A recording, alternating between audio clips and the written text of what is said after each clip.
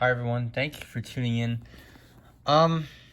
This video is probably going to be a little bit out there. I want to talk about Hosea 3.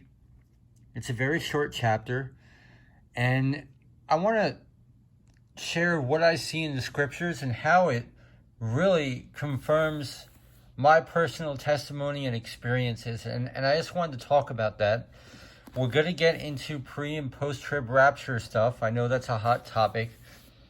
But before I start, I don't necessarily believe in a pre- or post-trib rapture.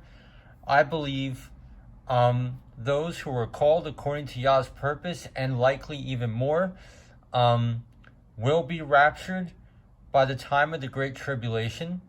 I believe people will be raptured during the tribulation, and I believe there will be a rapture at the end of the tribulation, when all the new saints come in, because the first will be last and the last will be first. So that's how I feel about that.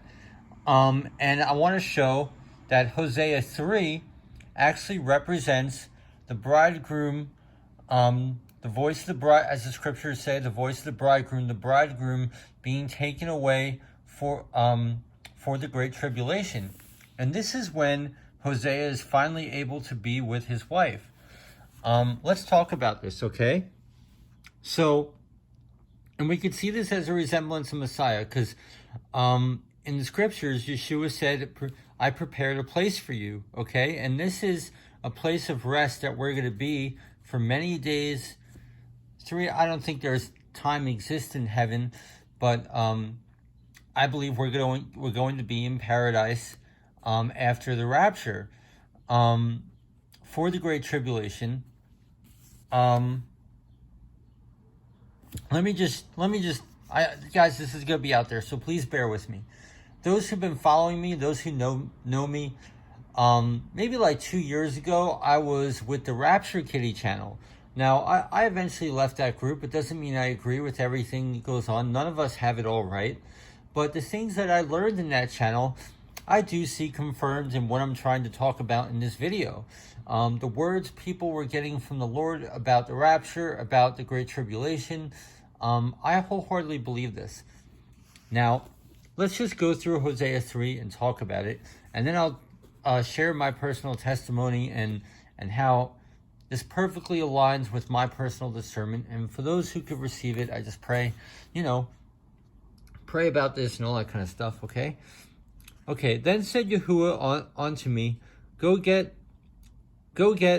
love a woman beloved of her friend, yet a woman who breaks wedlock, according to the love of Yahuwah toward the children of Israel, who look to other Elohim, who look to other gods, and love flagons of wine. Okay? So, let's just keep going. And I bought her to me for 15 pieces of silver, and for a homer of barley, and a half homer of barley. And I said unto her, You shall abide for me many days, you shall not play the harlot, and you shall not be for another man. So also I be for you. For the children of Israel shall abide many days without a king, and without a prince, and without a sacrifice, without an image, without an ephod, without a teraphim. I don't know them. Afterward shall the children of Israel return and seek Yahuwah, Elohim, David their king, and shall fear El Yahuwah and his goodness in the latter days. Okay, so this is the Great Tribulation. The children of Israel shall abide many days without a king, because Messiah. This is probably, where we'll see Moses arise, and here, we hear the woman that breaks wedlock. I think we'll see this. We'll see what we covered in Micah, the wife of our youth, being corrupted. I think we'll see that. We'll see the book of Ruth come into play. This will be while Moses is with us. And if you could see Moses through Boaz, that's how I see this playing off. And so let me make my tribulation case here. The answers are right here. So I bought her to me for 15 pieces of silver, and for a homer of barley and a half homer of barley. What does this mean? When we look up in biblical numerology, the word 15 represents a rest after deliverance, okay? And a homer is a large measure of liquid or grain that was used in ancient times. It's very interesting. A homer was 30 baths, like 30 bathtubs full, okay? So that's symbolic of a cleansing, of a restoration, of a redemption, of a baptism, right? And the word 30 is symbolic of a priestly calling, okay? So for a homer of barley, the barley is the first fruits harvest. A homer of barley and a half homer of barley. So we got 30 baths of the first fruits harvest and 15 baths of the first fruits harvest. So 30 represents the priestly calling, right? Yeshua was 30 years old when he started his ministry. It is Torah law that the priest must be 30 years old. And a half homer of barley and 15 baths of barley, which is rest after deliverance. Okay, clearly we're talking about a rapture and being delivered after for the Great Tribulation. Okay, and we could clearly see how the tribulation is here. For the children of Israel shall abide many days without a king, without a prince, without a sacrifice, without an image, without a prophecy, ephod. Right? This is will be the Great Tribulation. And I believe the first 3.5 years of the Great Tribulation. Okay? And now let me talk about my personal testimony. I was given a dream a very long time ago, before I knew much about prophecy, that in heaven I would be running an orphanage with my wife.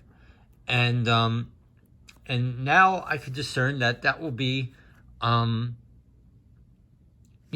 all the knowledge I learned in the Rapture Kitty channel and all that kind of stuff, the words of the Lord people were getting, it absolutely makes sense that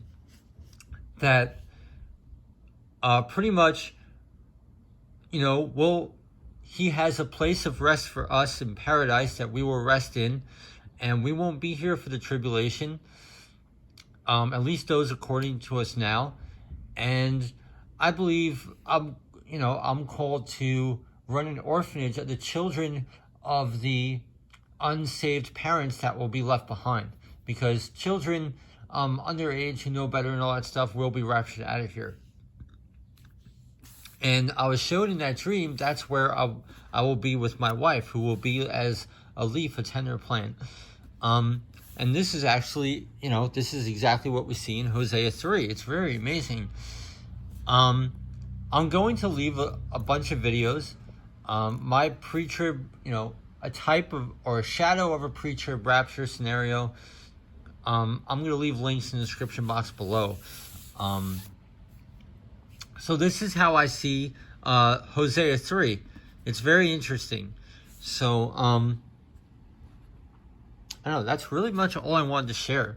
My confirmations on this stuff about having a place for rest that Yeshua has prepared for us, a personal, amazing miracle Yah did in my life during a time of hardship. I'll find that video on my YouTube channel and share that. I'll share my personal testimony of the 7-nation army, which clearly depicts a pre-trib rapture type of... It depicts that the lyrics to that song is, people are going to, as we'll be up in heaven during the Great Tribulation, there will be comebacks. People will be called to come back. And I believe, and all that. So... And there's also a dream vision from Narnia, which clearly depicts all this stuff as well. So I'm going to leave those links in the description box below. And that's how I see Hosea 3, okay? So, I don't know. I just pray those who have the eyes to see, ears to hear, if people can receive this, they can receive this. Okay, thank you for tuning in, guys.